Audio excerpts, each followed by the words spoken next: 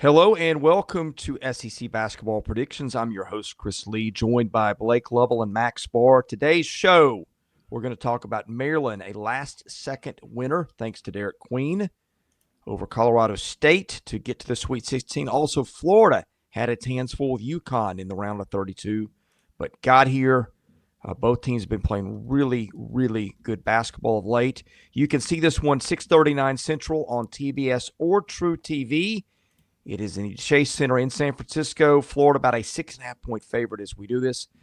Max Barr, start us off. What sticks out to you about the matchup between Maryland and Florida? Got a fun one here with both coaches playing in their first career Sweet 16 games. So both coaches, career milestones here. Looking at the VSiN betting splits here, early reports, we got Florida as a 6.5-point favorite, and they are actually, out of the entire Sweet 16, they have the highest percent of handle. And we got 76% of the bets, so still a good amount of the tickets are for Florida, but 90% of the handle on Florida minus 6.5. There is some big-time money that is backing a big-time Gator victory.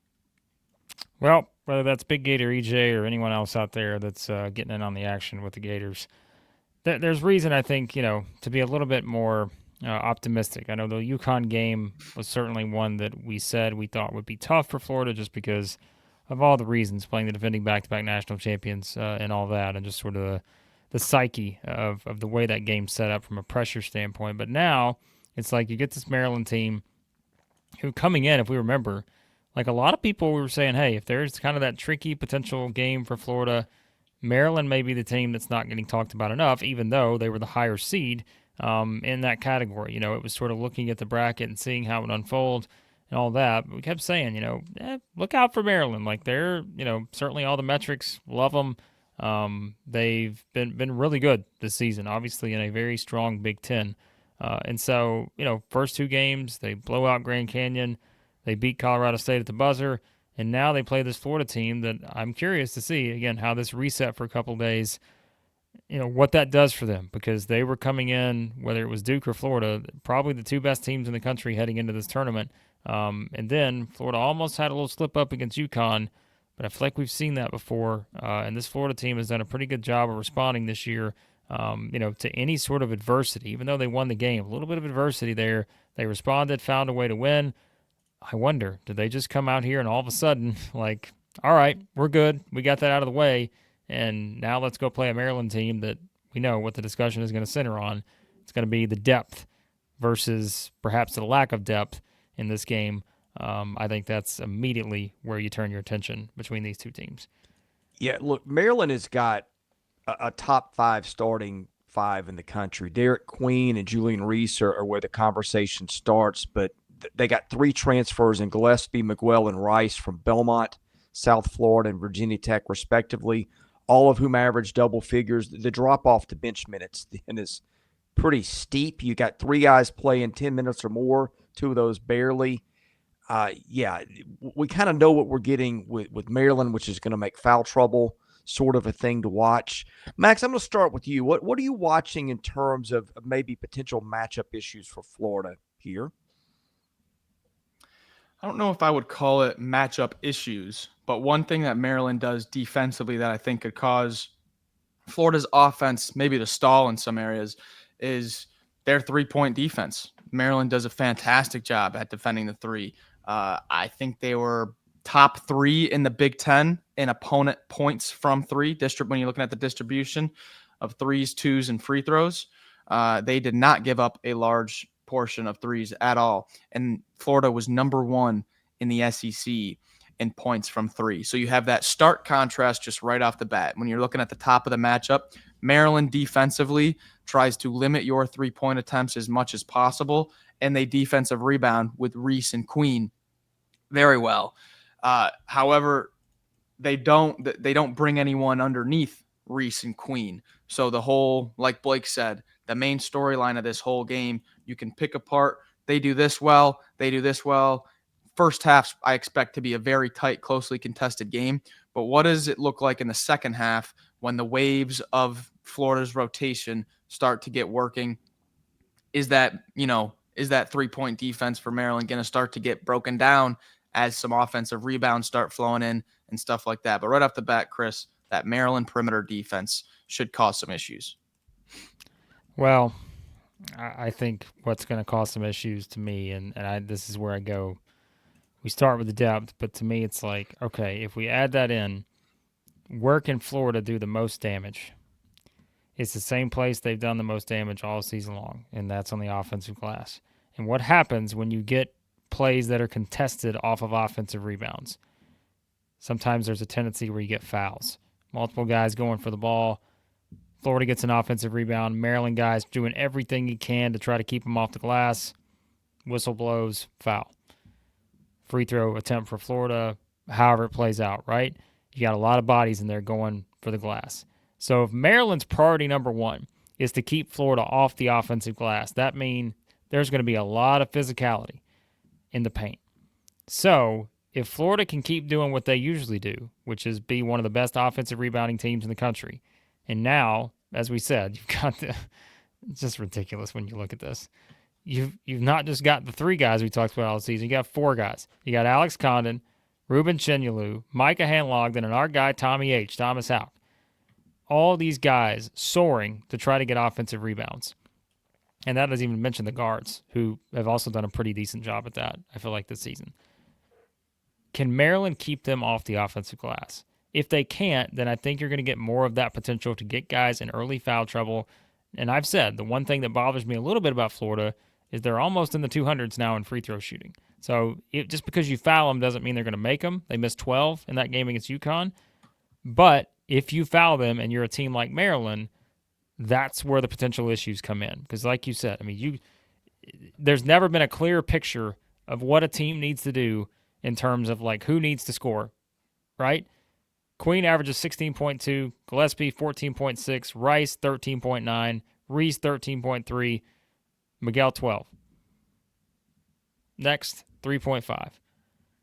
So it's like it's as clear as day what their rotation is going to look like, right? Clear as day. Yeah. So I think for Florida, there has never been a game where if you're Todd Golden, we're just like, you know what, guys, go out and try to get the offensive rebound on every single possession where we do not get a make. Because if you do that, you're going to be successful.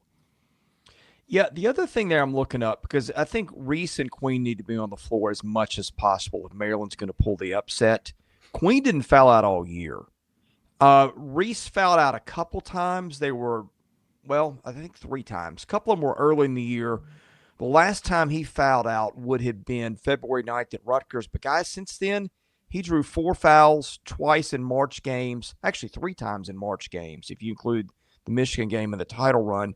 So sometimes that's something to watch for. It's not just do you lose a guy, but are you limited in what you do because the guy's got 4 fouls? I think that's one key I'm watching. Another interesting thing, I kind of look at where the red and green meet on these Ken Pom matchups. The red, obviously, areas where you struggle. The green are areas where you're doing well. There's really not a lot of that here. In fact, the only red spot on either team's profile is free throw defense, which isn't really a thing. It's just there to quantify what teams shoot against Maryland. I think this on paper is a matchup of 2 really, really strong teams.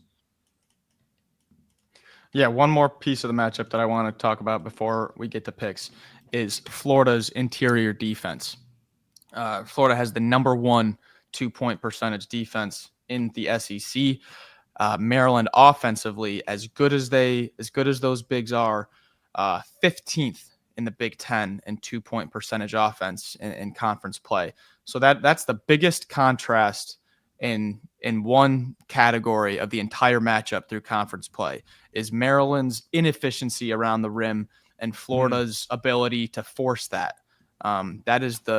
That's the starkest contrast of any one category when you look at the conference play numbers from these 2 teams. Yeah, and just to add on to the offensive rebounding numbers too, because I wanted this. Chris brought up the foul, how many times these guys have fouled out and such. As we said, Florida's 5th in the country in offensive rebounding percentage, 38.7%. Okay, if you're looking for Big Ten, teams, right? If we start to go down that road and say who are the Big Ten teams that have rebounded somewhat similar, Michigan State, 35.8%. Illinois, 35.8%. They rank 19th and 20th in that category. Guess where the next Big Ten team's at? Any guesses? Way further down.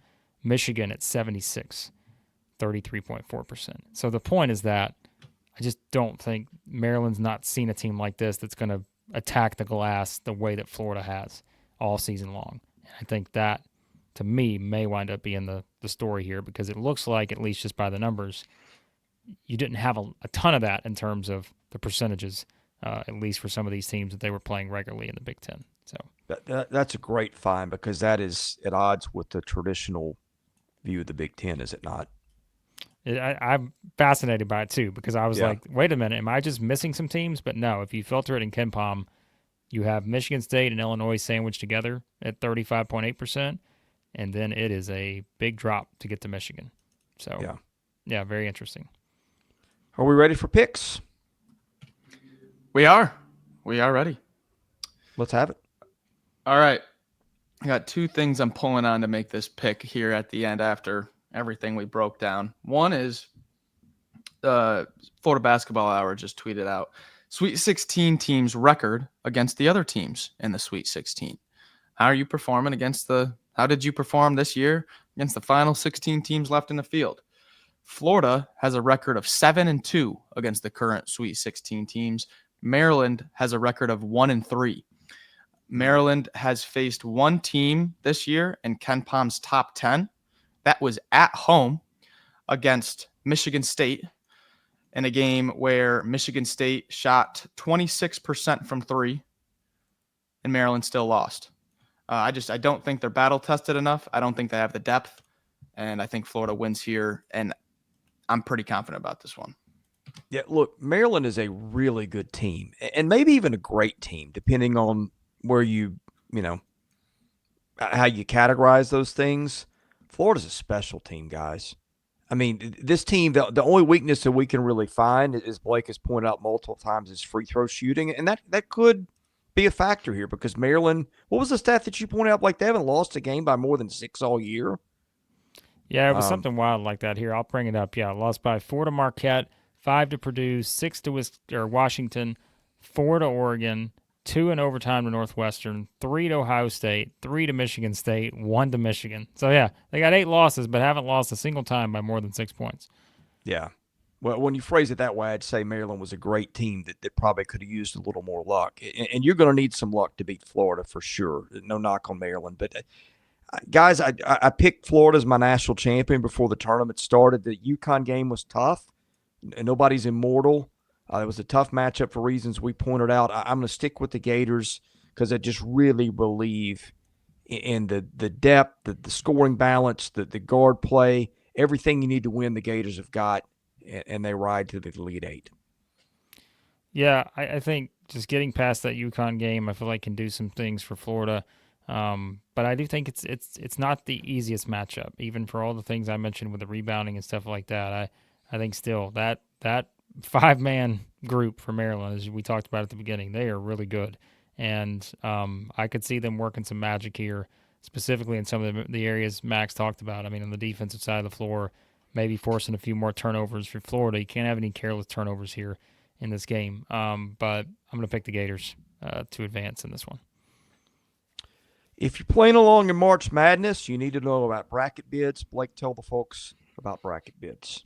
Yep, check them out over there. Of course, free pick'em contest, auction draft league. You guys are having some fun with that. So, yeah, continue to do that. Support them, because they've supported us here throughout the stretch run of basketball season. So, yeah, check them out. Download the BracketBids app or visit them, bracketbids.com. All right, for Max Barr and Blake Lovell, I'm your host, Chris Lee, here at Southeastern 16. God bless you. We'll see you again soon with more hoops content.